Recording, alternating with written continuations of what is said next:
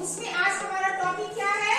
बिजली से घात, जल जमाव से परेशानियां तथा बोरिंग के गड्ढे से होने वाली घटनाओं के बारे में जानकारी प्राप्त।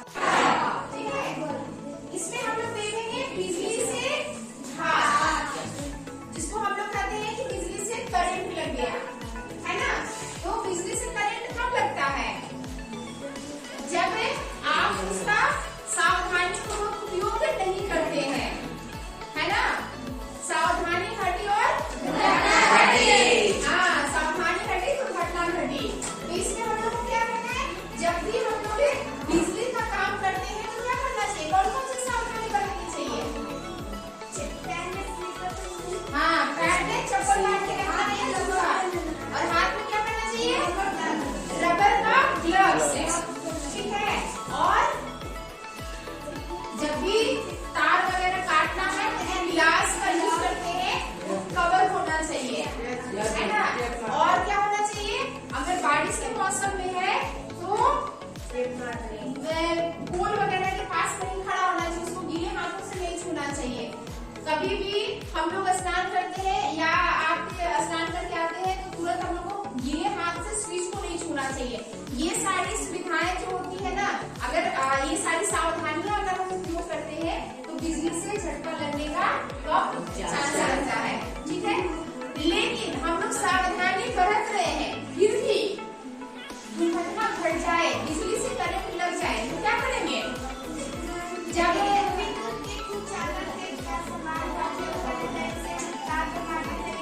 पायल सुनो क्या बोलिए तनु, चलो तनु को खड़ा हो गए।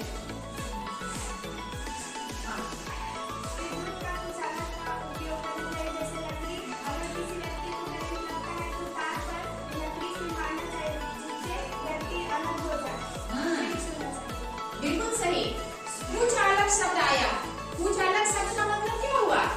कि वो विद्युत धारा उसमें प्रवाहित नहीं होगी। मान लेते हैं कि किसी को बिजली का करंट लगा, झटका लगा और हम उसको लोहे से मार रहे हैं तो क्या होगा? पता चला कि जो आदमी छोड़ने उसको छुड़ाने गया उसको भी लग जाएगा, है ना। तो हमेशा किस चीज का उपयोग करना चाहिए?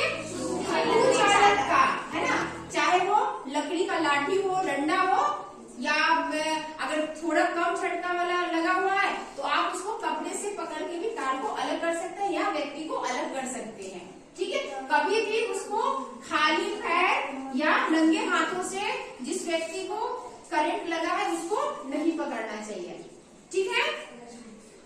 अब अगर किसी व्यक्ति को करंट लग जाता है तब हम पहला उपाय तो तनु बताई कि क्या करना है? उसको करंट से अलग करना है। अगर घर में किसी बच्चे को लग जाता है या किसी व्यक्ति को लग जाता है तो सबसे पहले हमको पावर सप्लाई को ऑफ करना है। जहां पर हम लोग का घर में जो होता है ना मेन पावर सप्लाई, उसको कट कर देना है, ठीक है। बिजली का झटका लगने के बाद ये चीज हमको ध्यान देना है कि उसको कितना ज्यादा है, थोड़ा है या बहुत ज्यादा है, उसी हिसाब से उसका उपचार हम करेंगे। अगर बहुत हल्का सा है तो हम थोड़ा प्राथमिक उपचार कर करके और फिर उसको डॉक्टर को दिखाएंगे। डॉक्टर को दिखाएंगे जरूर है, लेकिन जब बहुत ज्यादा हो जाता है, ठीक है, देखेंगे कि कहीं उसका हाथ जल वल तो नहीं गया है या बहुत ज्यादा कस के वो पकड़ लिया तो क्या हो रहा है? शरीर में जो होता है ना वो जल जाता है, ठीक है। या कभी कभी देखिएगा कि उसको झटका लगा और वो व्यक्ति वो उसको फिर से छोड़ देता है, ठीक है, तो वो दूर जगह पे गिर गया तो उसका फ्रैक्चर तो नहीं हो गया है। इन सब चीजों पे आपको ध्यान देना है, ठीक है। बहुत ज्यादा अगर कंडीशन खराब है तो सबसे पहले हम देखेंगे कि उस व्यक्ति की सांसें चल रही है कि नहीं चल रही है ना। और सांस चलने के लिए क्या करना है? चल रोलक दिखा रहा पहले, है ना। मान लेते हैं कि इस बच्चे को जो है ना वो क्या हो गया है? करंट मारा है। चल इधर आई था पहले, ठीक। अब इसको करंट मारा है तो सबसे पहले ये चल इस पे ले, तो खिड़की बंद करो, खिड़की बंद करो, ठीक है। अब इसको क्या करना है? इसको ज्यादा हिलाना डुलाना नहीं है, ठीक है ना। इसको भी बंद करो, है ना। अब इसको सांस को देखेंगे, इसका सांस चल रहा है। लाइट ऑफ कर दो, लाइट ऑफ करो, सभी लाइट ऑफ करो। सांसें चल रही है कि नहीं चल रही है ना, ऐसे छू के पता करेंगे। फिर इसके बाद इसके कान के पीछे का भाग जो होता है वहां से पता करेंगे किसी तरह से इसकी सांसें चल रही है, इसका पेट को छू के देखेंगे, ठीक है, कि इसकी सांसें चल रही है कि नहीं चल रही है, ठीक है ना।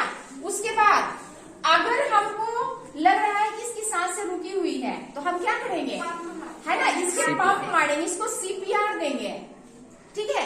ऐसे हाथ को पकड़ लेना है और बिल्कुल ऐसे इसको सीधा रख करके, और ये देखिए दोनों रिब्स के बीच का जो जगह है, खाली जगह है, यहाँ पर इसको इस वाले से ऐसे करके इसको धीरे धीरे करके नीचे की तरफ दबाना है। कितनी बार है? 30 बार। 30 बार, ठीक है। और उसके बाद आपको आर्टिफिशियल सांस देना है ना, मुंह से इसको मुंह में हवा भरनी है कस के, फिर उसके बाद फिर इसको दबाना है यूं करके, ठीक है, हाथ सीधा रखना है। और उसके बाद नहीं आ रहा है तो फिर हम उसको धीरे से, इसको ज्यादा शरीर में हिला डुला नहीं करेंगे, है ना। और उसके बाद इसको क्या करेंगे, हम डॉक्टर के पास ले जाएंगे, ठीक है। बहुत तत्काल इसमें एक्शन लेने का जरूरत पड़ता है। चलिए जाओ गया ये चीज देखिए कि अगर बच्चे को या किसी व्यक्ति को करंट लग जाता है तो हमको कैसे उसको फर्स्ट एड दे करके और डॉक्टर के पास ले जाते हैं। इसी बीच में आपको सावधानी रखनी है कि घर में जो तारें होती है जहाँ से दुर्घटना होने का चांस है, वो हम उसको क्या करेंगे, प्रॉपर मरम्मत करते रहेंगे, हमेशा उसको देखते रहेंगे समय समय पर कि कहीं तार टूटा वगैरह तो नहीं है या कहीं कट तो नहीं गया है। हमारे घर में जो इलेक्ट्रिक अप्लायंसेस होती है जैसे आयरन है, टीवी है, फ्रिज है, ये सब जगहों से करंट तो नहीं आ रही है, ठीक है। अब हम लोग नेक्स्ट में आते हैं जल जमाव। हम लोग जानते हैं कि जल ही जीवन है, लेकिन ये भी पता है कि जल से बहुत सारी ऐसी बीमारियां होती हैं जो कि जानलेवा हो सकती है, ठीक है।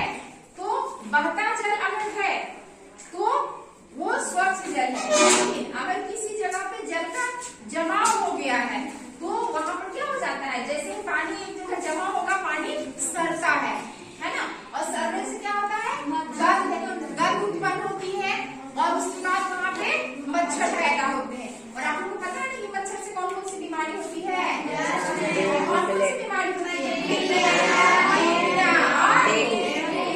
डेंगू, है ना, मलेरिया, डेंगू जैसी बीमारियां होती है। और ये कौन फैलाता है, मच्छर फैलाता है। और ये गंदगी भी होगी, आने जाने में भी परेशानी होगी हम लोग को। तो इसलिए क्या करना है, जल जहाँ पे जमाव हो रहा है उसमें मिट्टी भर करके जल जमाव को खत्म करना है।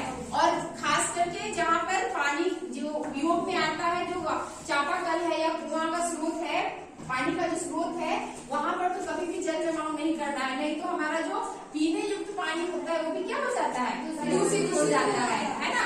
और दूषित हो जाएगा तो फिर हमको हैजा, पीलिया जैसी बीमारियां पैदा करती है ना।